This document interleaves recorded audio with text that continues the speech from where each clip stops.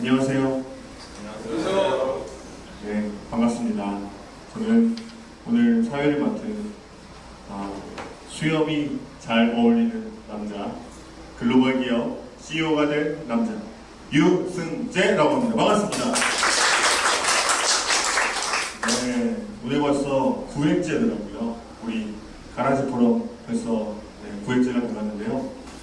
제가 9회 가라지 포럼을 시작하겠습니다 라고 하면 1인당 10배의 크기의 박수를 치면서 시작을 하도록 하겠습니다. 자, 우리 9회 가라지 포럼을 시작하겠습니다.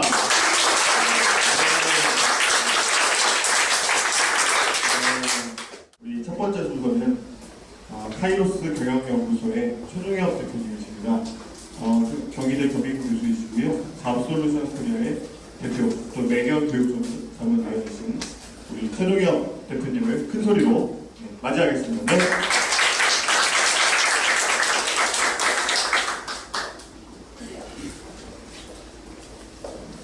소개받은 최종엽입니다.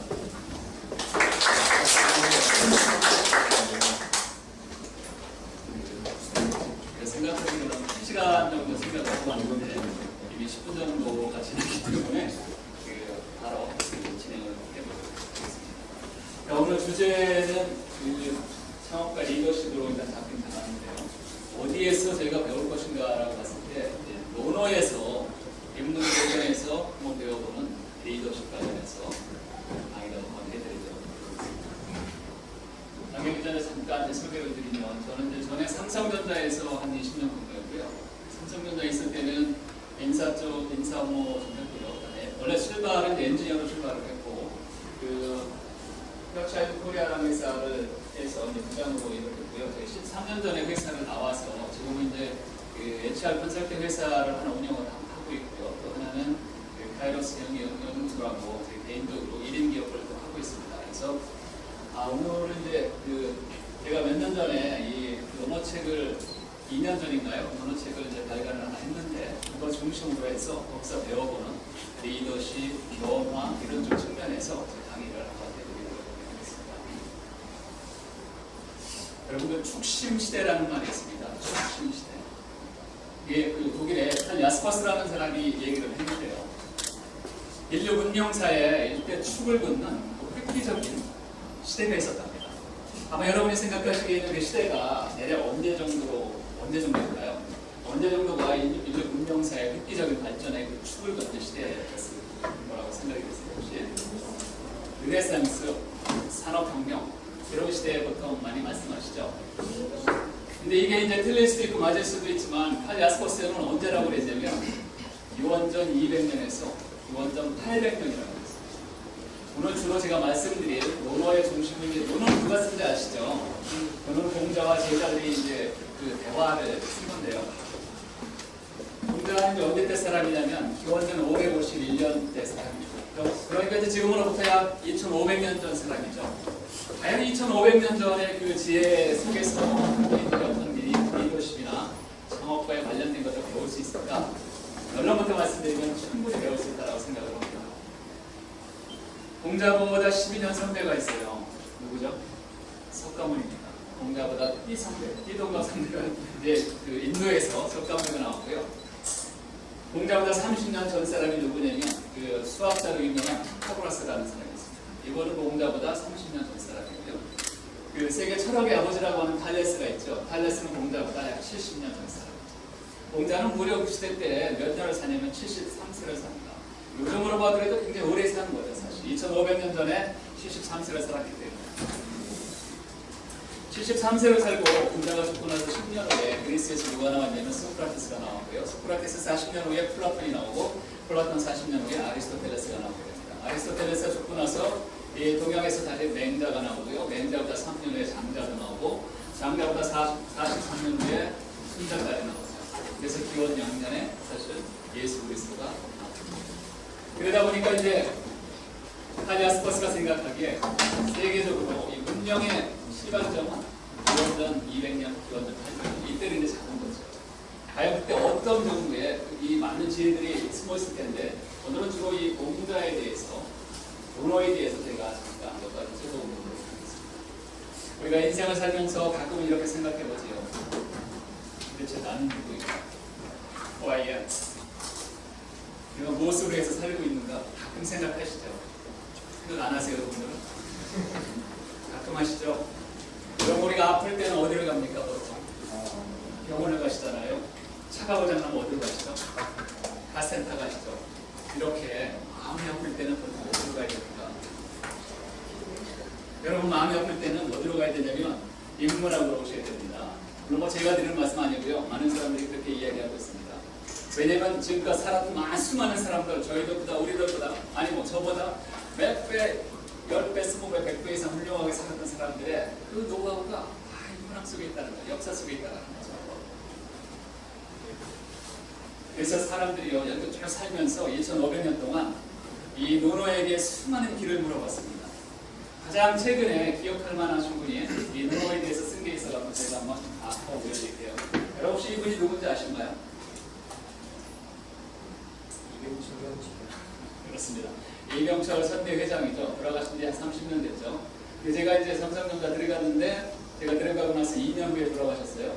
1년 후에 제가 입사하고 나서 1년 85년도에 그 포항자전이라는 자서전을 냈어요. 근데 자서전 속에 뭐라고 이 기록이 되어 있는가를 제가 나중에 찾아보니까 이런 기록이 있었어요. 이게 포항자전이 이병철 회장의 자서전인데요. 이런 그 269페이지에 보면 이렇게 있어요. 가장 감명을 받은 책 혹은 좌우에 두는 책을 들라면 나는 서슴지 않고 노노라고 말할 수밖에 없다. 나라는 인간의 영향하는데 가장 큰 영향을 미친 책은 바로 이 노노다. 나는 경영에 관한 책에는 흥미를 느껴본 적이 별로 없다. 내가 관심을 갖는 것은 경영의 기술보다 인간의 마음가짐에 관한 것이다.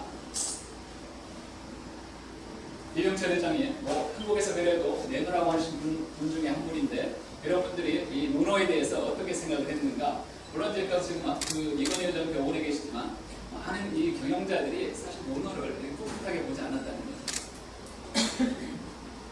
사람을 이기려면 손자병법을 읽어보고 사람을 다스리려면 사람을 매니저먼트 하려면 사람을 관리하려면 노노를 읽어라 그런 말이 있습니다.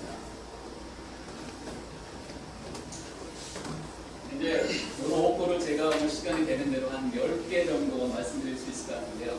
첫 번째 업고를 한번 제가 말씀을 드려보도록 하겠습니다. 잘 안 보이시죠? 고의가부야 수집편지사 오영이지 여불가구 종호소라. 물론 이제 처음에 딱 보시면 뭐 한분이 왜 이렇게 많아요? 이렇게 생각이 드실 텐데 제가 약간 좀 소개를 드리면 굉장히 의미가 있다는 것을 바로 직감하실 수 있어요. 한번 해석을 해드릴게요. 구의가부야. 구라는 것이 구에서 가능한 거라고 하면 여러분 돈이라는 게요. 우리가 원한다고 해서 돼요, 안 돼요? 일반적으로 잘 안 되잖아요. 구라는 것이 구한다고 해서 가능한 것이라고 하면 비록 수집편지사 비록 집편지사 집편지사의 일이라도 오역이지 나 역시 하겠지만 그런 거죠. 만약에 구라는 게 돈이라는 게 이 원하는 대로 벌려지는 거라고 하면 공자가 이야기했어요. 나는 집편지사라도 하겠다. 여기서 얘기한 집편지사는 뭐냐면 예전에 왕들이 지나가면은 이 채찍으로 사람들을 막 비키라고 하는 사람 있잖아요. 이런 사람이에요. 그러니까 그 당시로 보면 하찮은 일이죠. 그러한 하찮은 일이라도 하겠다는 거죠.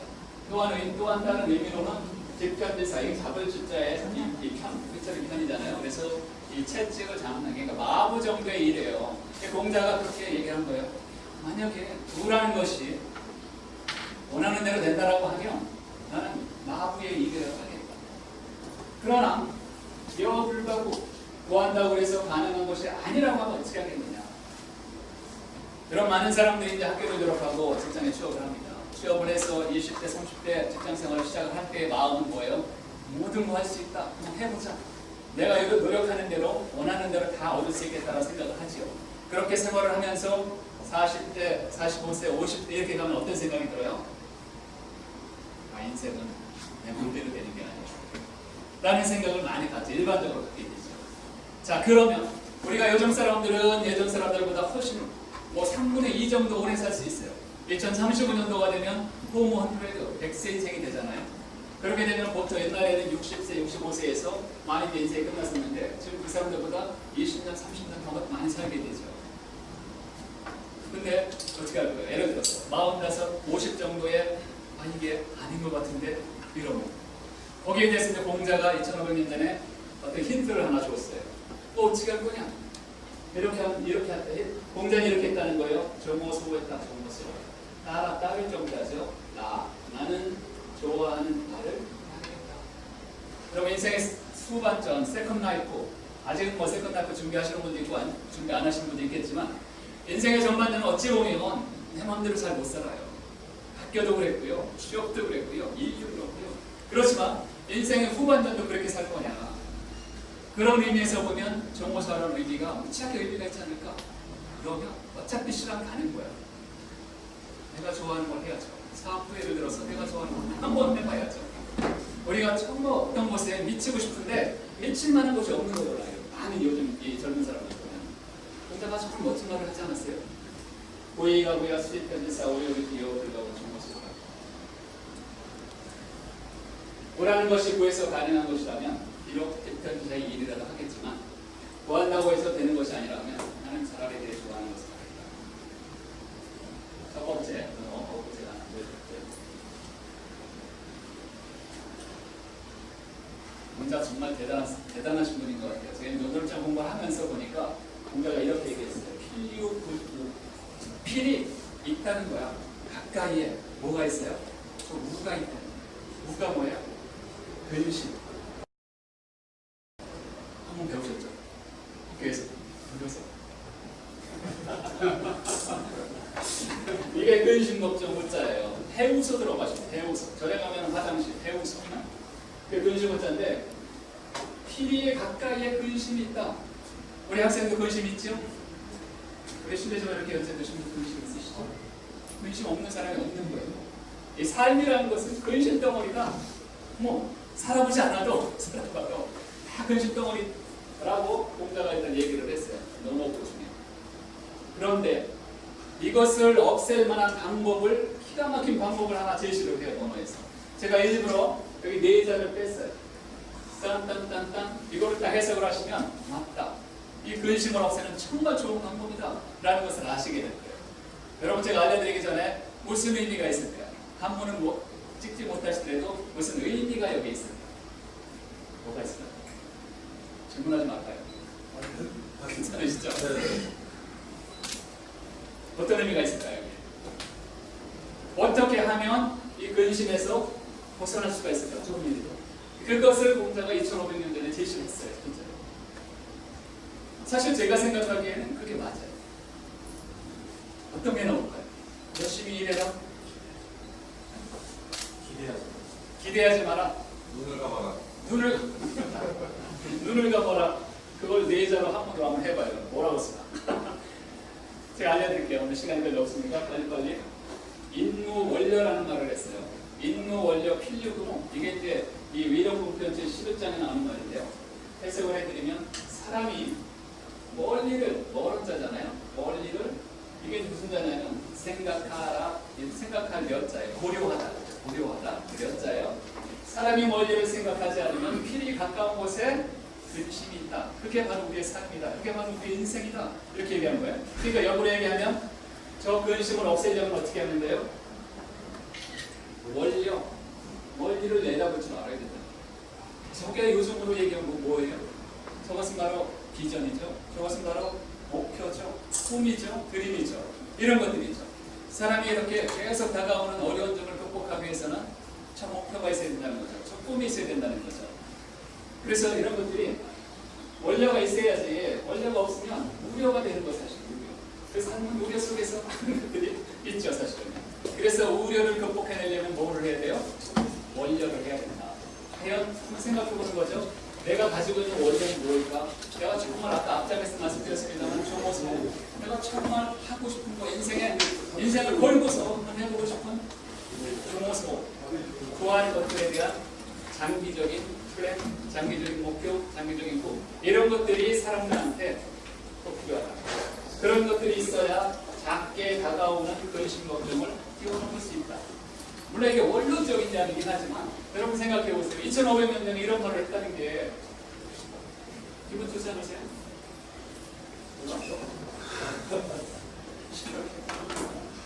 사람이 멀리를 생각하지 않으면 필히 가까운 곳에 근심이 있다. 이런 문제는 싫다. 논어는요 이건 편으로 따지면 20편이고 이 장으로 따지면 500개의 장이 있어요. 여러분 노로 1장 1편 아시죠? 하기시스지 불억녀로 유공자원 막내 훈련문학고 인투지리원 훈련본자고 이게 다 하나예요. 이런 게 몇 개가 있다고요? 500개가 있어요. 제가 오늘 책임지고 2개를 외우도록 해드릴게요. 40분 안에 책임지고. 자, 이게 그 중에 하나였고요. 공자가 이제 이런 얘기를 합니다. 오상, 이게 나예요.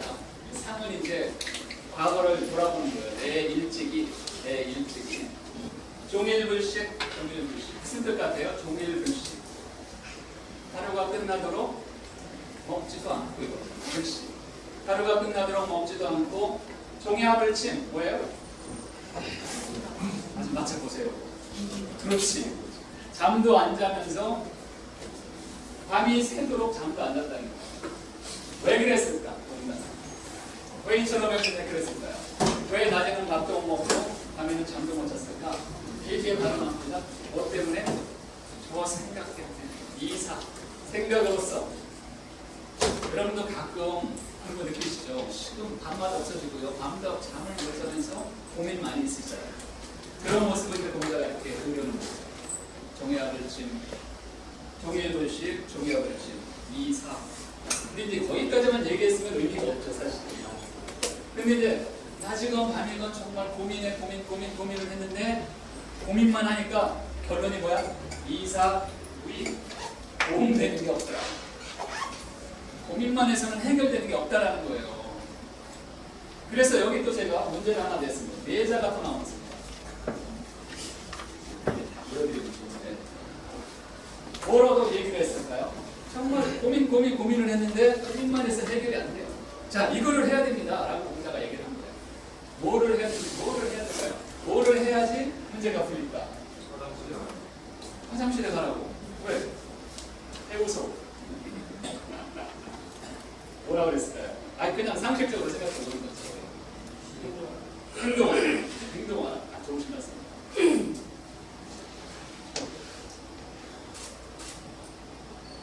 빨리 해라고요.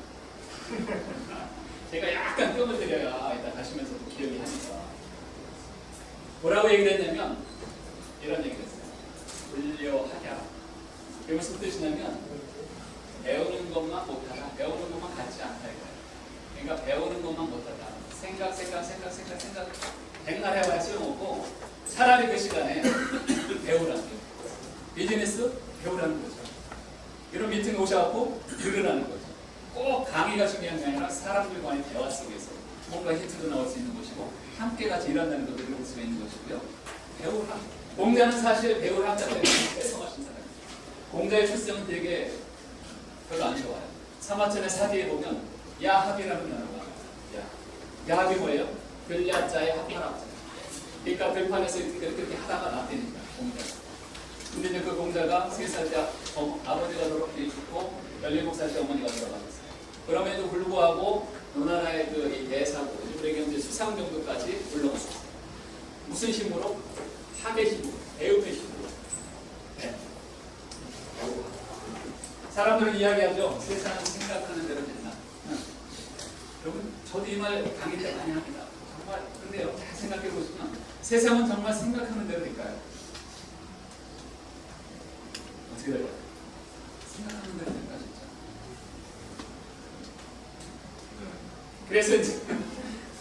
그래서 이 대목에서 저는 요거 한번 말씀드리고 싶어요. 세상은 생각대로 되는 게 아니라 배운 대로 된다. 배운 대로 된다. 누구에게 무엇을 어떻게 내가 정말 필요할 때 그 배운 대로 된다 세상은. 그러니 배우락자 한번 잘 생각해 볼 필요가 있는 거죠. 비즈니스를 하더라도 직장을 다니더라도 인생을 살더라도 저 배움이라는 거 우리 이제 놓치지는 않잖아요.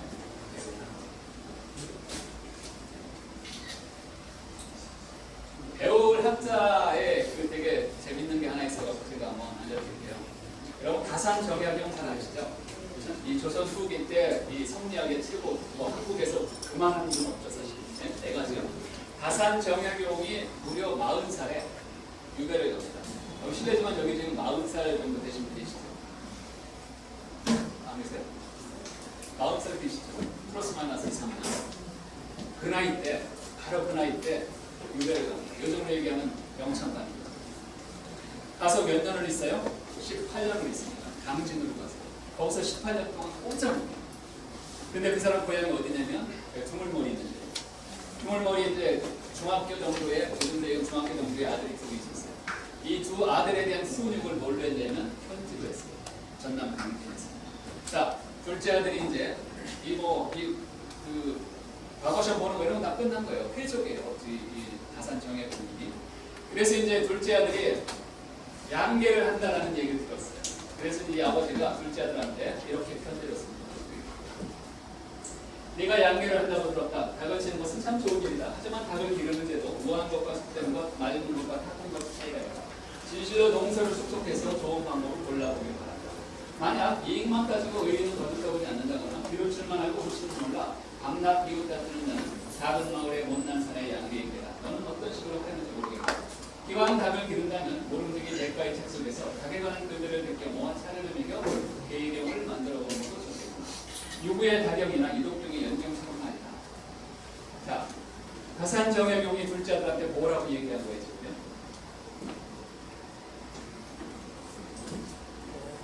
뭐 알아? 벤치마킹 하라. 책을 써라. 예경을 써라. 책을 써라. 벤치마킹해서 충분히 배워서 그거에 대한 정리를 하라는 거지. 정리를 해서 한 권의 책을 내봐라. 아들한테 그렇게 훈육을 하는 거예요. 여러분 다산 정예용 책을 몇 권을 썼어요? 500권 썼어요. 조선 후기 때 500권의 저술을 남긴 대단한 학자예요. 이 학자가 아들한테 그렇게 얘기를 한 거죠. 제가 이제 제가 궁금해서 읽어보니까 거기 보면 자세하게 책 쓰는 방법에 대해서도 자세히 나와있죠. 유배지에서 보낸 편지 책이구나. 자, 여기서 뭘 느낄 수 있을까요? 저는 이런 걸 느끼겠더라고요. 양계를 해도 닭을 농사를 져도 그거에 대해서 연구를 하고 뭔가 자료를 모아서 책을 한번 만들어봐라. 사례를 한번 들어볼까요? 영업을 하고 있습니다. 네가 영업을 한다고 들었다. 영업을 하는 것은 참 좋은 일이다. 하지만 영업을 하는데도 단단단단단 책을 수록해서 방법을 골라보게 바랍니다. 제도에 따라 구분해보기도 하고 그를 전체 매출이 다른 기업보다 더 나쁘게 한다. 이익만 따지고 할 줄만 알고 훔치는 몰라 밤낮 상대와 다투는 자는 부잡하고 못난 강남의 영업입니다. 기왕 영업을 한다면 다양한 책 속에서 영업에 관한 글들을 베껴 모아 영업백서를 만들어보자. 여러분들 창업 많이 준비하시죠? 창업하시기 전에 그 창업 관련된 것을 충분히 자료를 모으고 연구를 해서 책을 한번 만들어 보시라고. 내가 사업을 한다고 들었다. 사업은 참 좋은 것이다. 아까 무슨 사업 하시나 했죠? 네. 그거에 관련된 정약용이가 외인이를